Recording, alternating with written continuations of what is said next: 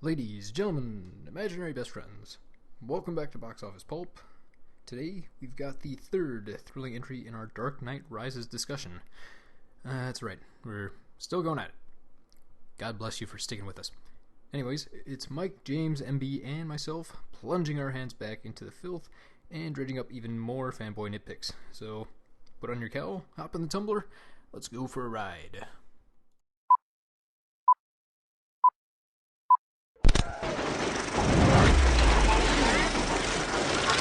Here's Johnny. I'll be back. And you will know my name is the Lord. I'm walking here. I'm sorry, Dave. I'm afraid I can't do that. Groovy. Oh my god, that's why it's called The Dark Knight Rises. The end of the movie is him putting on his trident legs again. No, no more. Oh god. Shut up. Next thing. Blake found Gordon really fast after he went through the sewers. I was about to say that right before we went off on that tangent. Like, You knew exactly where he was going to be. I especially like Put a they tracer have the on track, yeah. So they would have to know Gordon's like in the hospital. Why not do something about that? So you think Blake has Blake tracers? He's got a Blake sense. He just knows. No. Those little bees on people. Uh-oh, the commissioner's in trouble. I better go save him. Like, how do you even know he'd be in the sewer? Maybe Gordon barks like Lassie. Okay, because there's a sewer explosion. If anyone were to assume what happened down there, you would assume Gordon is like a fried crisp laying at the bottom of that manhole. Instead, he goes running back around to the sewer gates. Like, it was not possible to get there from where Gordon was. He had to be dragged through the sewers to Bane's secret hideout and then dropped into the water. Just the fact everyone just immediately assumes Gordon's just crazy. He was fumbling something about a masked man named Bane. Well, wait, Mike. Are you saying he's not? Okay, He got orders- me there. He orders all the cops underground. Well, I he was never high said he on the wasn't medication. competent. But it's just hilarious that in a world where Batman exists, that a guy And the Joker. and that a guy in the sewers wearing a mask is so unbelievable. He's been gone for 8 years. Everything's normal. They fought the Joker. No, they didn't, because they didn't reference him. I bet they would Joker leave doesn't- Trident Man, though, if he came around. No, Shut the fuck No. up. Trident. no. Dark Knight Rises. We're staying on topic here. Alright, here's one that we'll definitely have a lot to say about. Blake identifying Bruce Wayne as being Batman because of the Bruce look in his orphan eyes. Orphan eyes, that's his power. I look from my orphan eyes into your orphan eyes. First of all, I want to bring up what I think is a continuity problem here. Shockingly, a continuity problem. Okay. The timeline, like the fact that Batman's been gone 8 years, and how old was Blake when he had Yeah. his orphaning encounter? Yeah. Also, yeah, and Bruce was only Batman for 2 years. So what the fuck was going on there? It didn't make any sense. He was also visiting orphans in his spare time. Like, let's assume Blake is 25. Let's assume. Yeah. Let's assume he clearly looks older than 25. But let's assume 25. Well, I mean, Joseph Gordon-Levitt's boyish good looks. That you is know. true. At least 23, but probably 25. Yeah. How does any of that add up? Just don't worry about it. It's taking the same logic of Damian Wayne being 10 years old when Batman's only been around for 5 years. They do say got me. several times that the kids age out at 16, so if he was 15 or 16 when Bruce visited, the math might work. Yeah, that might. But the only thing is, that when Blake was talking about it, he was talking about it as if he was still a kid, like a child. Yeah. And I guess when they were funded by the Wayne Foundation, the kids didn't really age out. They're allowed to stick around. But still, Blake was talking He's about like it as 19. Yes, it's just... I recognize your orphan eyes. You look in my orphan also- eyes, I look in your orphan eyes, and I knew Batman. And that entire speech is just horrible, too. It's such a lazy effort to basically go, okay, how do we get these two to be buddy-buddy? Like, we have to establish a relationship between them. fuck it, Orphan Eyes. He just knows. And also, Go. well, one of the biggest problems that I have with that scene is that it's describing a scene in Bruce's past that we don't see, that we know didn't happen in the other films. It's like, that's The stuff like, that was never isn't that even like referenced in script the other writing films. 101, where you don't do that? Like, he could have gone back and been like, I was on the Narrows and you threw me your telescope thingy-majig. And I look into your little orphan eyes, and it's just, well, it's like it's like my problem with the whole free energy thing. It's like bring up all this stuff that's the history of this movie, but it's just the history of this movie. It doesn't, It's just a bunch of information that just happened like before this movie began that yeah, it is doesn't being align talked with about like the as if history of like The Dark Knight or Batman Begins. it's just It's all just- being. It's like It's got its own like. It's okay. Actually, here's a good point. It's like there was a third movie, and this is the fourth in the series. exactly. It just doesn't. Nothing adds up. Well, again, it goes back to the idea where you want to show people things and not necessarily just tell them. And this script does a lot where it just tells people, like, this is what you should be expecting, or this is how you should feel. Like the entire character of Miranda Tate, Oh, God. as if she was just like, as if she's been around since The Dark Knight or something. Like she's a big, like, where the fuck did she come from? Yeah. I would have been much happier if they just cut her character out, because it would have left Bane being, like, the main baddie of the film. Yeah. As much as I do like the idea of Talia al Ghul in a movie, it probably was best left to another movie. Or just integrated better. I mean, I like how they gave Talia Bane's origin, and they tied Somehow the two together. works.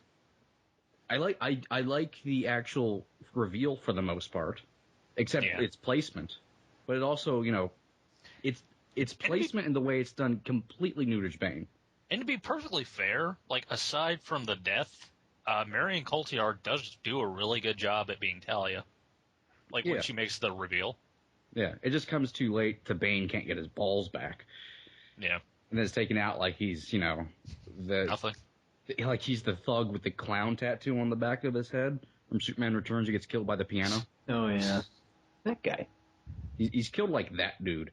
So it's just really, it's like I guess we should reveal this twist now. Well, no one Yeah. always does that. Like, he gets to the end of his movie, he's like, okay, there's got to be one little something or other. What do we got? And back to the whole, like, the Blake scene. Like, why does Bruce just stand there, like, silent the entire time? Like, oh, are you done? Okay. I do love how in this movie everybody knows Bruce is Batman except Gordon. Until Batman remembers pretty much the spells time it he out put- for him. Who remembers that time he put that coat around that little boy's shoulders? Yeah, like 40 years ago. He never forgets a little boy. Before Nolan made this movie, I feel like he was watching Tim Burton's Batmans and just decided to make Gordon more bumbling. Like, his fumbling efforts to put the transmitter on top of the bomb to stop it from going off, like how he drops it and he can't get in there, and Butterfingers Gordon. Butterfingers Gordon, exactly. Like, Gordon, to me, in this series was best done in The Dark Knight. Yeah. Batman Begins, he was a little bumbling, but he was still Gordon, but there was a little bit of bumbling in there. Yeah. And this one's but just it really made weird. sense. Yeah, Yeah, it it made made sense. sense. Batman Begins. Dark Knight Rises, like him just stumbling onto Bane's hideout, like, oh! Mr. Magoo Bane. It also didn't seem like Oldman got enough to, like, really play with. No, he got that, like, when Blake was all mad about the lie coming out. By the way, Blake really believed Bane super quick. But, Everyone in Gotham did. and being so mad at him and Gordon's, like, speech there, getting really angry, and it was just like, I just don't understand any of this. Going to things we don't understand. Where is Alfred getting his information about Bane? Oh my God. Wikipedia. Banepedia. Like, you just go on Google and type in Bane, and they're like, oh, mercenary. Pretty much. I hate that stuff. I hate that so much. It's just... Bane.com. And they were- resource for Bane. It's a flashlight. And It's just the laziest, most expositional writing to Yeah, try and and get they- points across. And they reveal Bane as a member of the League of Shadows in that scene. Yeah. Like, and just so offhand, he's a member of. He was a And member that is of the Shadows. and that's the birth of the infamous term excommunicated. Yes. Like, What frustrates me about that so much is they say in The Dark Knight, they set up that Alfred has mercenary friends. So they could have just thrown in a line like, oh, I asked them about Bane and they told me about him. But even that, it just doesn't feel like good writing. Yeah, No. and plus it's like Bruce was too busy to figure it out because he was chasing Selena Kyle. yeah, Bruce comes off like he doesn't even give a shit about Bane. And if this information is so easy to get, shouldn't Interpol be doing something about him? Like, the CIA seems really interested in this guy, but apparently no one gives two fucks about finding him. Well, I mean, Alfred is the world's greatest detective. True. And once again, the League of Shadows thing should have probably been saved for the actual breaking scene. Yeah. It's just coming off so, like, it should be a big deal that they bring the League of Shadows back in, but it's just done so offhandedly. Well, I think it's frustrating, too, because it makes it look like Alfred is the world's greatest detective instead of Batman. Yeah, I With just... his I digging. don't like- Batman doesn't do any research into this. Like, Alfred just walks up and is like, hey, let me tell you something about the plot.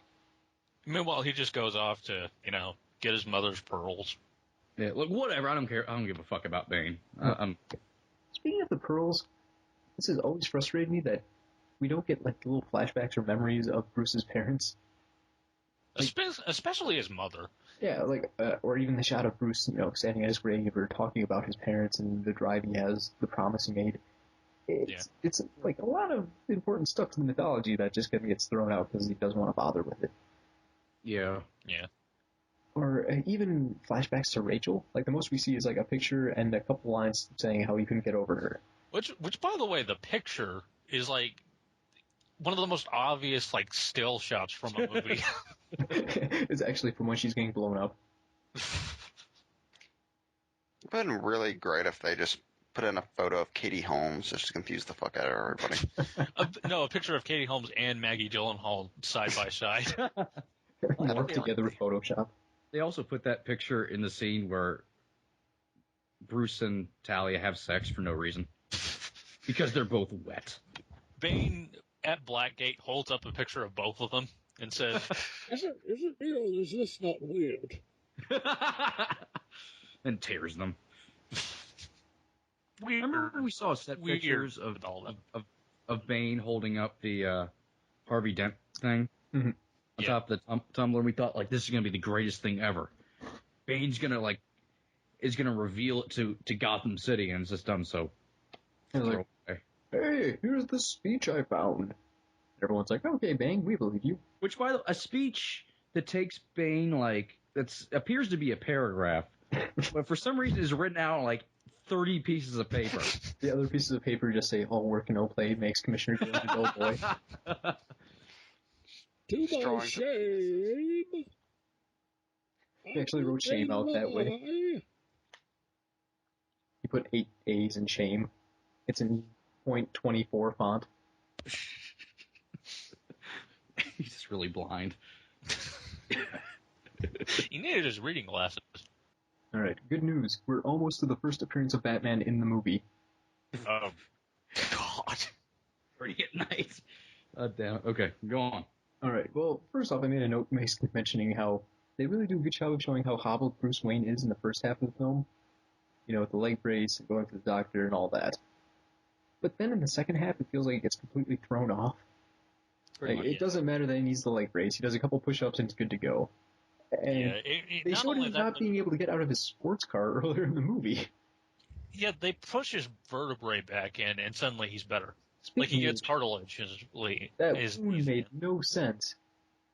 I looked it up, some chiropractor explained, okay, if someone hit you in the back that way, you'd probably just, fracture something back there. You wouldn't have a disc pop out. Because a disc pops out when there's swelling, which is not what you get when you hit someone like that. And hitting him in the back is not going to cause the spinal column to go back into place, because there's swelling. Not surprisingly, the medical treatment in this film, not accurate. Well, here's the thing also is, why did they have to explain, point by point what was wrong with Bruce? That really did them in. Yeah. That really just, if they kept it vague, it might have actually passed off okay. Yeah, just say he's rusty or, he's out of shape. Yeah.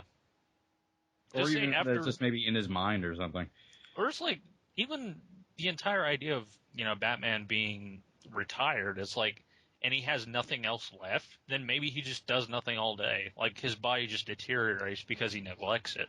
Or considering Alfred's medical training, I mean, going more so from the comics than the actual movie series, you would think Alfred could, throw in some of those lines of dialogue or help him out more than the magic leg brace or the doctor visit. Yeah.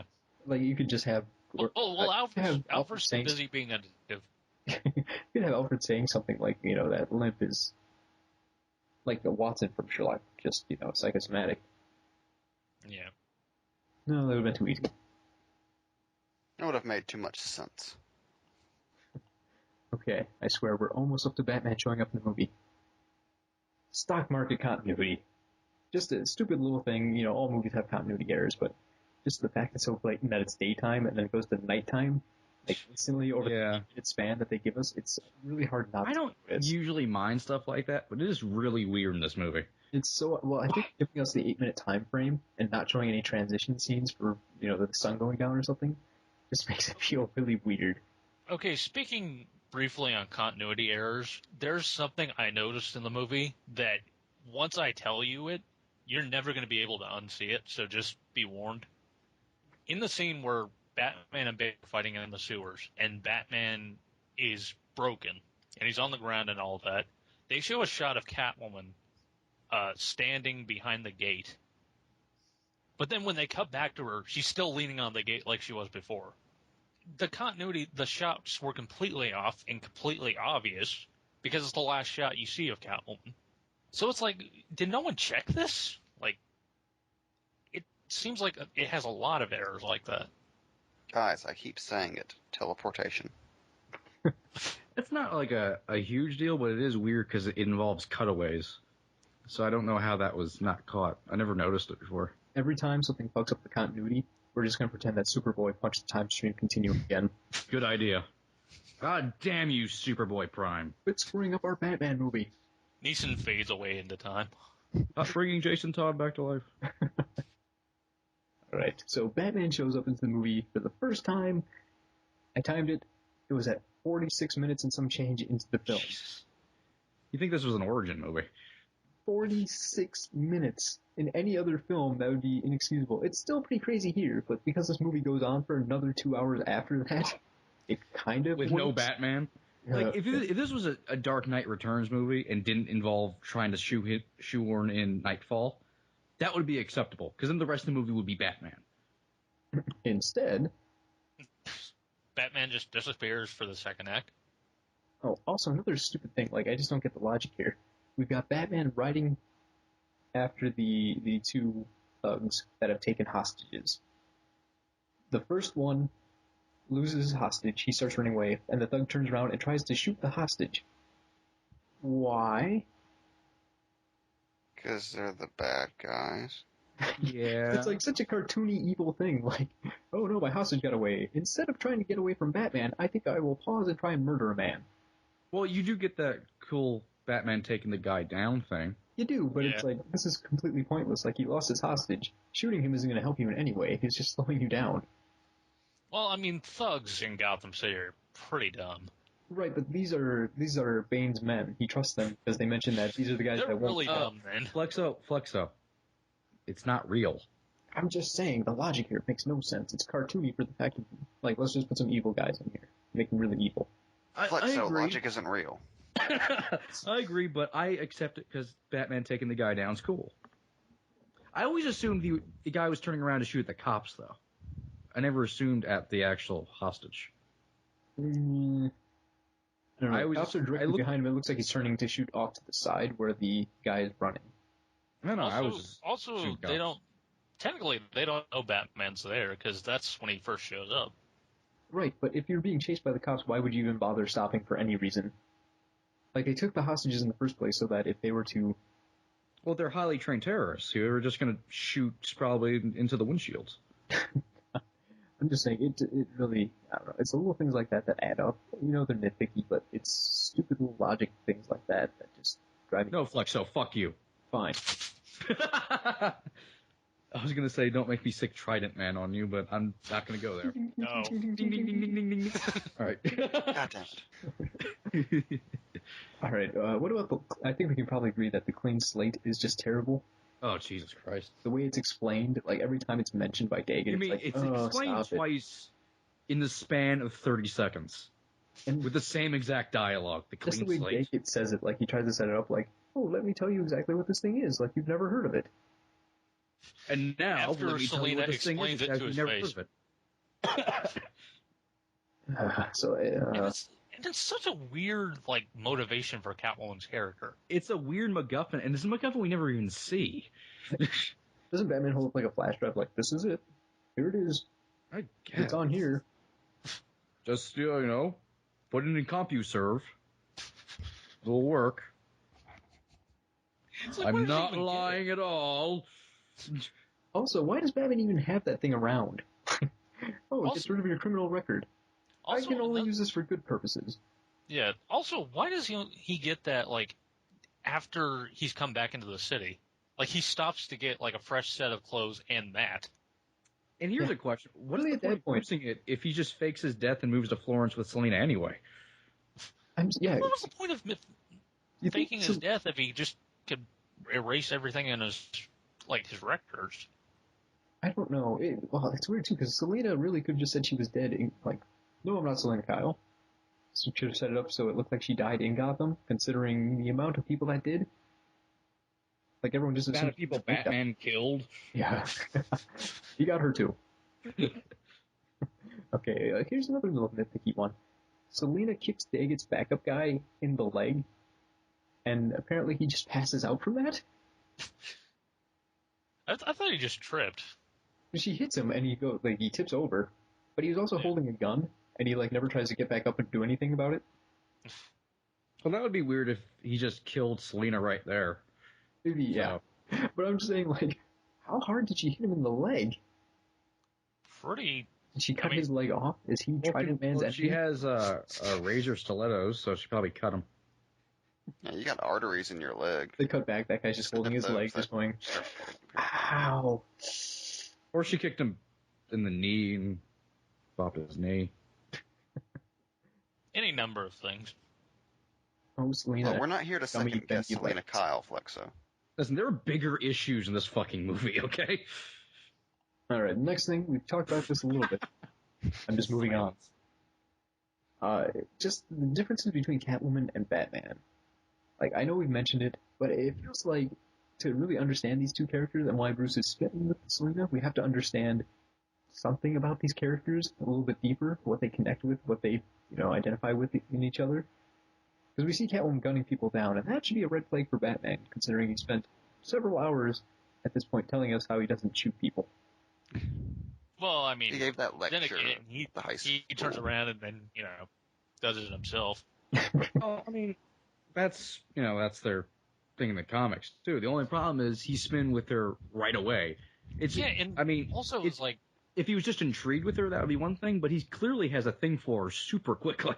Yeah. Even after she betrays him. Which he instantly forgives for no particular reason. Well, we have yeah, this. he gives her a lot of chances in this movie. Yeah, for no reason. No. And that's where the problem comes in. Well, I just don't feel any romantic connection between these characters, and that's supposed to be a big deal. And besides that, it feels like Nolan doesn't understand women. I mean, if you look at any of his other movies, you get that impression. But you also see Bruce Wayne hooking up with two chicks in one film, and neither of them really make that much sense. Yeah. The Talia thing. Oh, we were in the rain together. All right, let's get down to business. After being told the entire movie that he should do it. She gets her sexual revenge. That's at that point she cuts his limbs off. No. The tridents. No. Trident dick. God Oh damn my it. god, it's actually a remake of Batman '89. She made Batman. I'm Whoever ignoring Danced with the this. Devil I'm in ignoring Film, all right? of this. I'm just completely ignoring this. But the big point of it is that you really only have you have to understand the comics in order to understand this relationship, which is a big problem because most of the audience hasn't read like the comics that we have. No. So they don't really understand the motivation for Batman and Catwoman's attraction. Like, they don't understand, like, the deeper layers to it. Right, so the script basically just tells us, like, hey, these two characters have a thing. But the audience doesn't make that connection. It's like, unfortunately, that's also kind of a side effect in The Dark Knight, where it's like, you're kind of just told Batman and the Joker are arch enemies. But that's more like, that's more forgivable. Because it's like, the Joker has caused like a ton of chaos by that point. He's murdered a ton of people. Selina kisses him once at that dinner scene. It just doesn't make any sense. Where they end up in the story doesn't make any sense. Like, no, especially for the Catwoman Batman relationship, that ending doesn't make any sense. Yeah, like on a number of levels, it doesn't make sense. Yeah, but let's just focus on the Catwoman Batman thing for now, because the other one we're gonna get to soon. It's like, it just doesn't move right. Like, it's heading towards this ending and doesn't. So they're having these weird interactions that just don't add up, just for the fuck of it.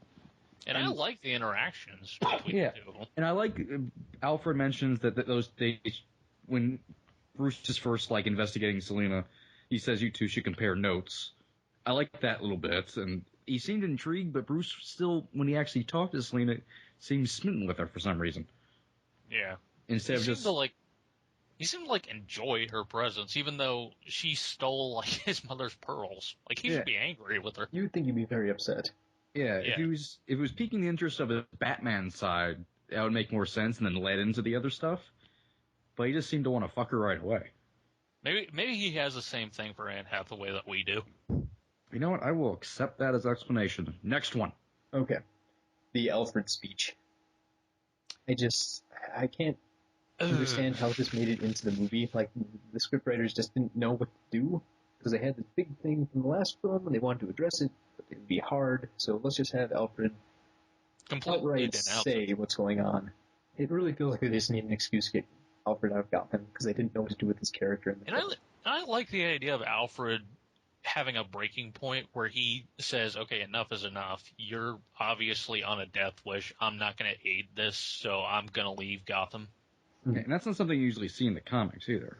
Yeah, and yeah, that's kind of the same thing with Gordon finding out his identity. It's like, it's a logical next step that you've never really seen that makes sense for the character. But at the same time, it's like, okay, is Bruce so defined by this idea that Rachel died knowing they were going to be together that, that shatters his entire world? Like the fact he gives up the thing he was doing for his parents and became a recluse, and yeah, it's made worse by the fact that the immediate next scene has Bruce waking up and going, Alfred? Like, he completely forgot about what happened the night before. Look, he was drunk. Apparently. Or he said goodbye, Alfred, the next morning. He's like, fuck it. He's still around. He needs me. He checked his credit cards. He didn't buy anything last night. He has to still be here. And where the fuck did Alfred go? I was wondering that. He went to Florence. He's just sitting in the guest house, like in the backyard. Bruce never checks it. He was there the entire time. We have a guest house? I've never been in this room before. Michael Keaton's a consultant. There's a second Bruce Wayne in the house. It's that big. There's two Batmans.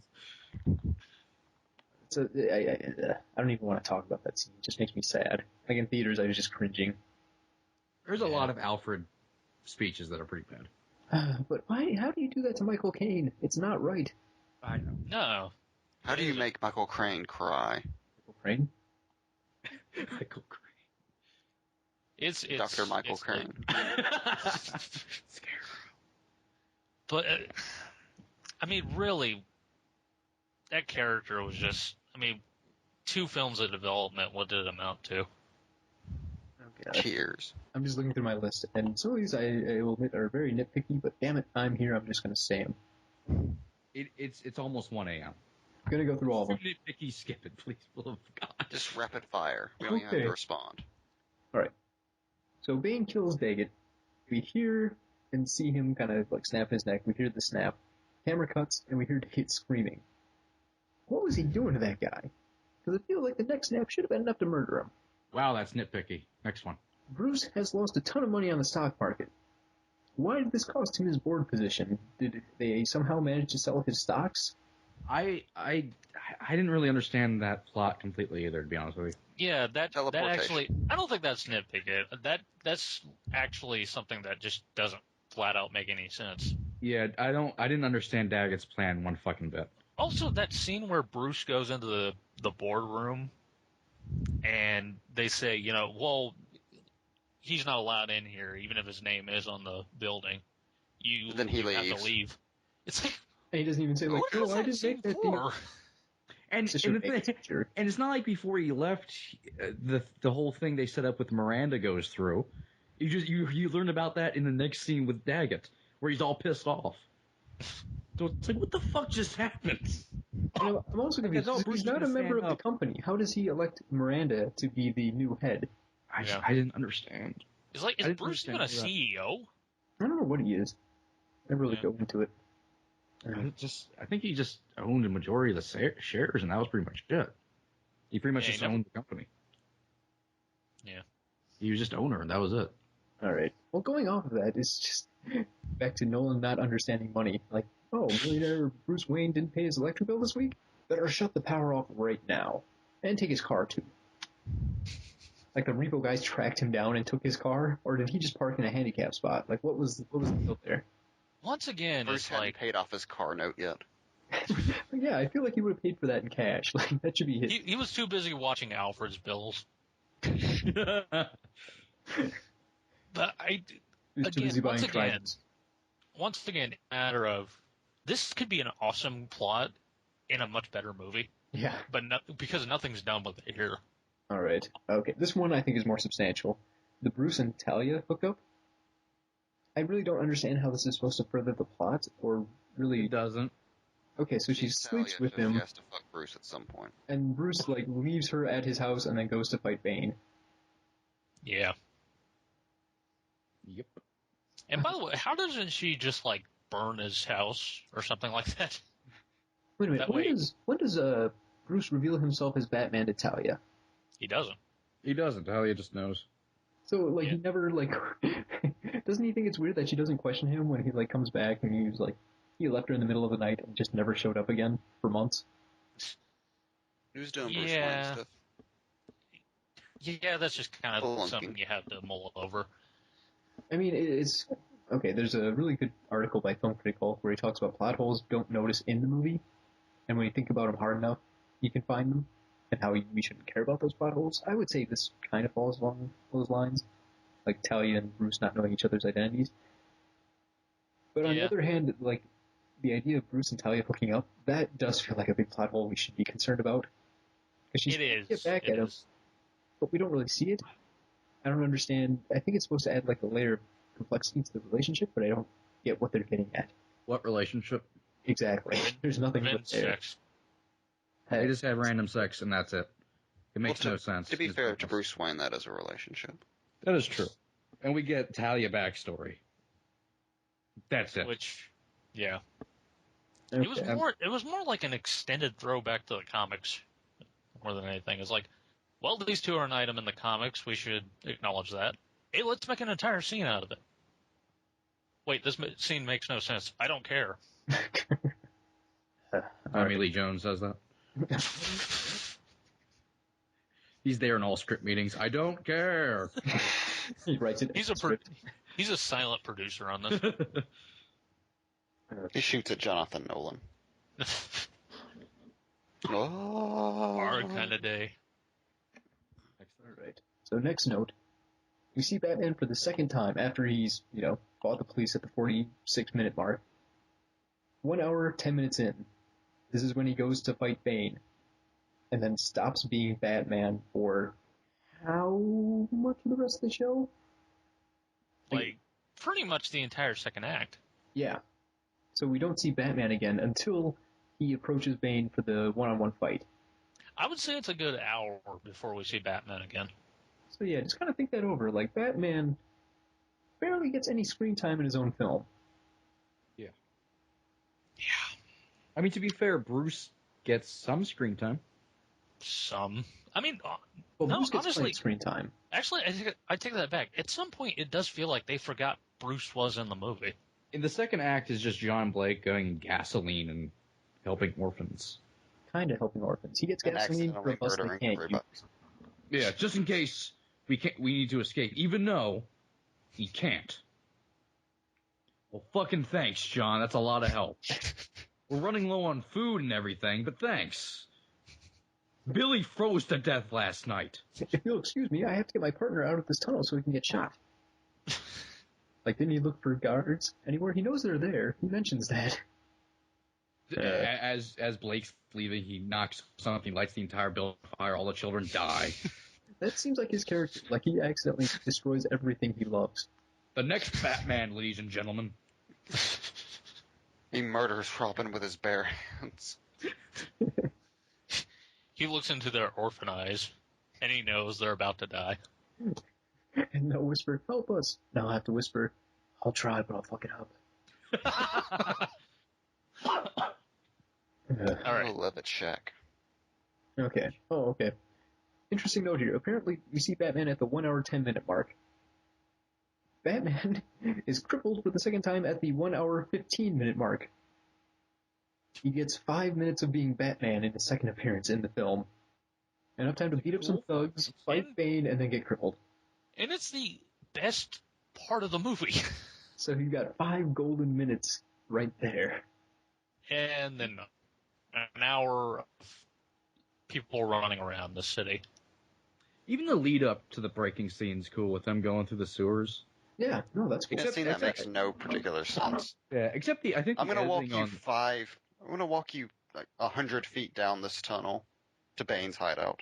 Yeah, and I'm still trying to figure out why exactly Batman, the world's greatest detective, who already knows Bane's in the sewer, has spoken to someone who is in Bane's hideout, needs Catwoman. Why he thinks Catwoman knows the location of Bane's hideout is anyone's guess. Needs Catwoman to take him there. Because plot. I mean, the he's behind you me scene is pretty cool, though no one kind of fucked it up in editing, so you can barely hear what's going on. But Well, also the shot of him coming at the two guys. that's awesome. Mm-hmm. Also, But it's- what was Batman going to do whenever he got there? Hit everything. He's gonna punch Bane so hard that he gave up evil. Give up evil. I see the error of my ways now. It's like Black Dynamite. He's just gonna try and beat it out of him. I'm reformed. Oh, by the way, I saw that picture of Catwoman with like her leg, where she's like on the ground, her leg like over her arm. That awesome Catwoman pose. Yeah. Wasn't in the movie. No. Just felt like pointing that out. It makes me sad. At least we have the picture. Next on the list, Flexo. Just the fact that Bane can find the armory, it feels so lazy because we have the scene of Fox mentioning how it's off the books and no one but him knows about it. Also, thank God there's this giant tunnel underneath it. Yeah, it's convenient. That happens to be Bane's lair. Like, yeah, I get it's cool. Bane's got the tumbler using Batman's tools against him. But man, you went out of your way to make it sound like this was impossible. Why are... script. Also, it's not like he necessarily uses the tumblers to take over the city. So just drive around. Why did he need to go through that way? He could just wait till after he took over the city and got all the tumblers. Oh, it's so frustrating. We get such a swag. we get such a small view of Gotham. So we see like a couple of Bane's guys and a small fleet of the tumblers being enough to control this 6-mile big city. Like, it just doesn't feel like there's enough of these bad guys to really make this There's work. supposed to be like all these criminals out, so you think like they would be raiding the streets and No, it's just kind of bare. Yeah, we don't see anyone outside or anything happening. They just don't have power. That's about it. Nolan doesn't show us enough of Gotham for us to treat it like a real world. It's like we get spots here and there, and our main characters always are in these spots. We don't learn anything about the expanded universe. The Narrows are still lost. Yeah. There's no monorail anymore. No, Batman sunk the Narrows to the bottom of the sea. He just has That's where he got his fish powers. God damn it. God damn it. Excellent. At least I didn't say the T word. Thank God.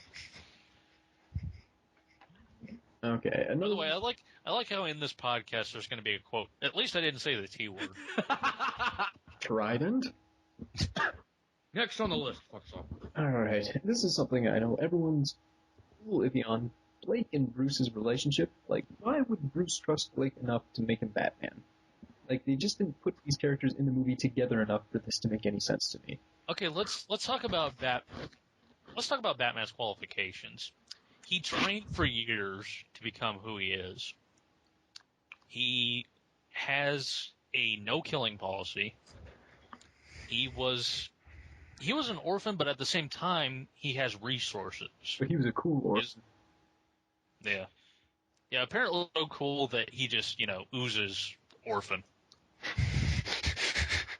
God. He oozes orphan. Let's move on. Never say that again.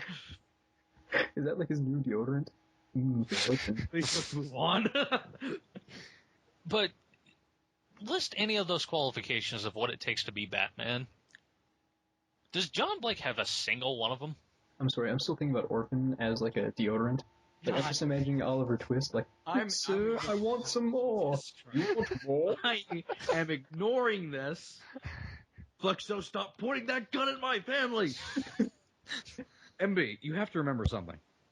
Anybody can be Batman. Go to hell. To be fair, we do get the scene of Blake throwing the gun away after shooting that guy. And then immediately picking up a shotgun. Oh, crap, I forgot about that. Yeah, listen, it's a good origin if he wasn't becoming Batman. Once again, it's the fact he's becoming fucking Batman. Well, I kind of feel like Batman should have left him some instructional manuals or something in that big tub. If the film ended on Blake going to train with Bruce, that would be one thing. That'd be fun. Yeah. That'd be a Dark Knight Returns-like ending. Bruce doesn't... Okay, we're gonna fucking talk about the ending at some point, so I'm gonna hint at it here. Bruce is being Batman isn't just about stopping some crime in Gotham, just Gotham. Bruce wants to just keep what happened happening from anybody else. So for some reason, this Batman doesn't care about street crime, only organized crime, and just my job is done here. and he will oppose all gun use unless that's a hot chick doing it. Pretty much. Yeah. It's just all that leaving Blake to become Batman. It's just so out of character. It makes no sense. Well, one thing I've always wondered. Okay, so we're hardcore Batman fans. We can identify with his comic portrayal, in which case we would never see Batman just give up and retire, unless there's a definite, real meaning to this retirement, like he accidentally killed the guy like Harvey Dent. Talk about a missed opportunity that was. Dun, dun, dun. What about people watching this in theaters who haven't read the comics? Do they find this version of Bruce to be in character? Does the ending make sense to them? I feel like I'm too close to the source material to really understand if the movie itself makes sense. I've heard a lot of people say that it's a good ending for Nolan's version of Batman and what he's trying to do, but I don't believe that either. It doesn't. It feels like it's really put in this one. This time there's Alfred saying, hey, you should give up and retire and be happy. But we didn't get that in Dark Knight. We got, Alfred saying you need to endure, you need to take it. And Gotham needs Batman. Yeah, that's what Batman is. Well, that's the thing about The Dark Knight, is that the entire point of that entire movie was that Bruce Wayne can never stop being Batman. There has to be a Batman, and that's him. Yeah. He has to do it. He can't just pawn it off on some cop who can't fight. And just to retire happily and just ignore it all. I mean, wasn't that kind of the point of the whole Harvey Dent-Bruce relationship in The Dark Knight? Yeah, exactly. Like MB said, that he can't pawn it off on somebody else. It has to be him. Yeah. He's the incorruptible one. Yeah. And not only that, but it's like the entire point of the character of Batman is that this is his life now. His normal life, as they put it, is being Batman. Like, he has no normal life after that. That's dead to him after his parents die. He will be Batman until he dies, and then someone else can take up being Batman. Like, that is this basic principle of who Batman is, and they throw it out. A Bruce Wayne who still physically can be Batman, who's still in his prime, giving up, and it's not like if he was giving up in like a Dark Knight Returns kind of way where he was trying to still help, but, you know, in secret in some way. Like if he was going to train Blake in some way. That would be different. Great. I mean, it still would have gone into the whole, like, he's still not old enough and hasn't earned this kind of Dark Knight Returns kind of plot yet. Yeah, but it would have been in character. He would have been in the loop. Like, he would have been, like, Batman Beyond Bruce Wayne, whereas, like, he's still in there. He's still in the trenches, so to speak. He still knows there has to be somebody. Yeah. Even though it still doesn't make sense that it's not him.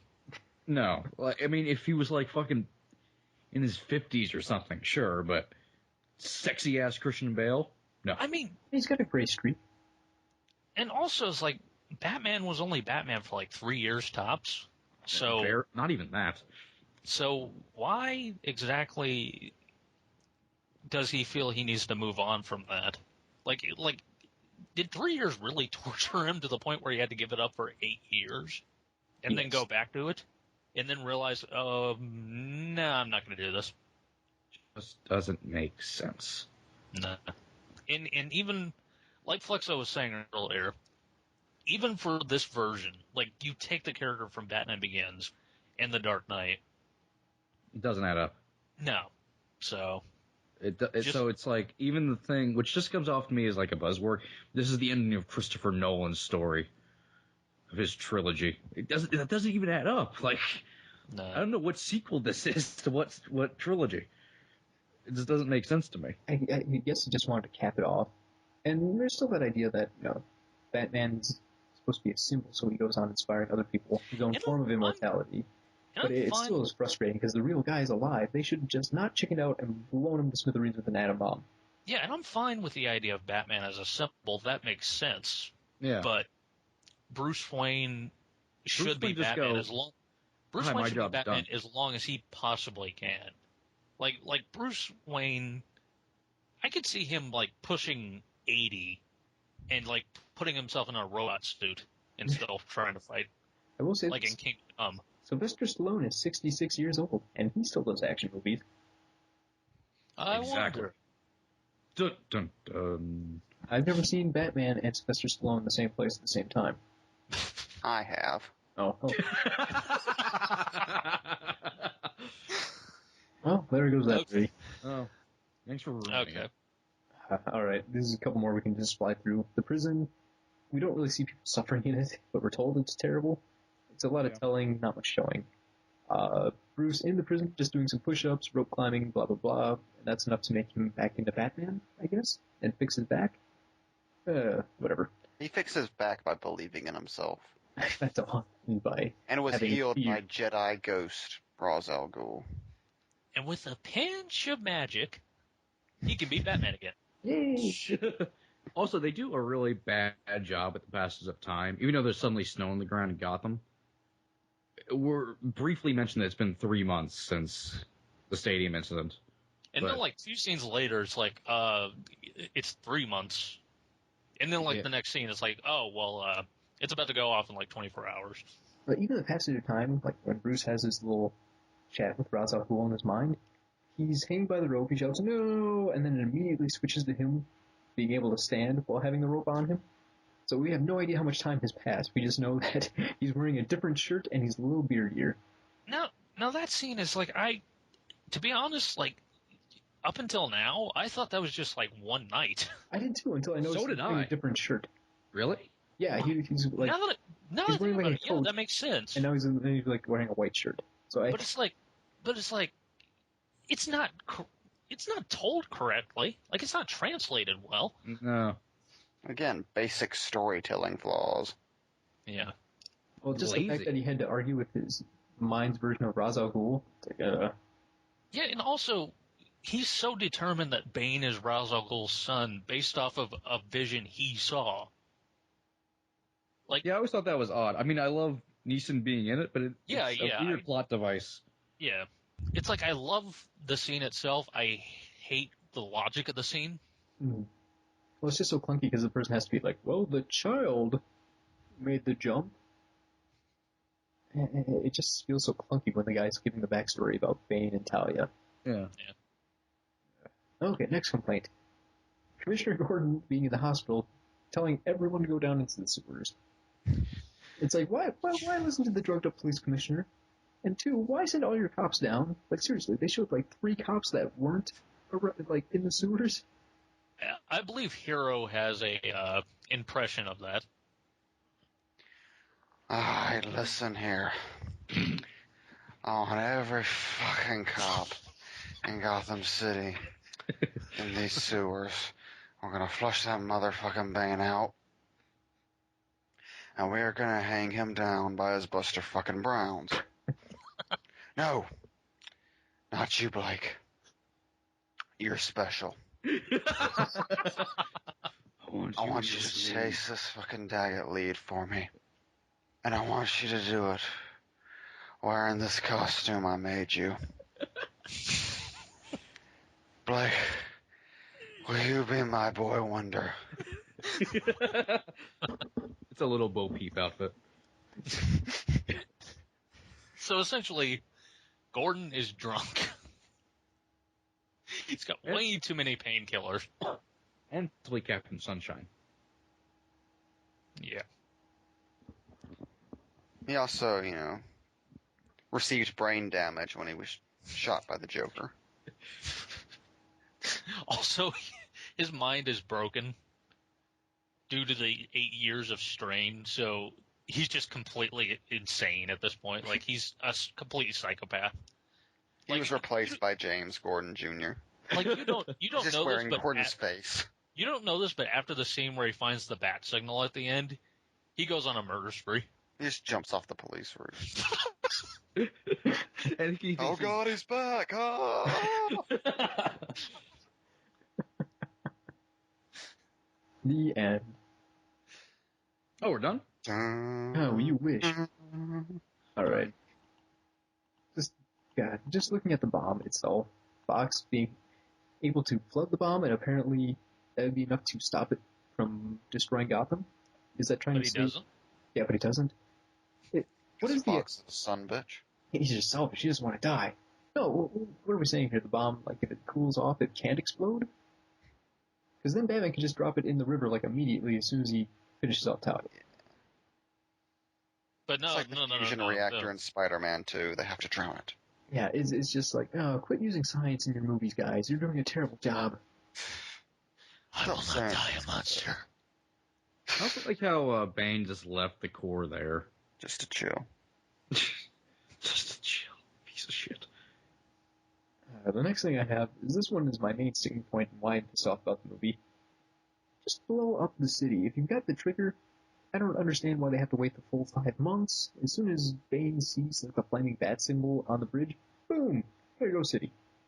Yeah, that's... Like, the bad guy's plot here is just so frustrating. Like, it's like when you watch a Bond movie and they have to explain their plot long enough for Bond to have enough time to escape. Also, apparently, Bane and Talia were willing to kill themselves and the entire League of Shadows just to destroy Gotham. Mm-hmm. Yeah, it didn't make any sense. Which is especially weird because we look back earlier, Talia has that line where she's like, we can get my plane and go anywhere tonight, Bruce. So it's like she's offering him a way out of Gotham before all the shit goes down. Yeah, it was weird. But she just assumed he wouldn't take it, I guess.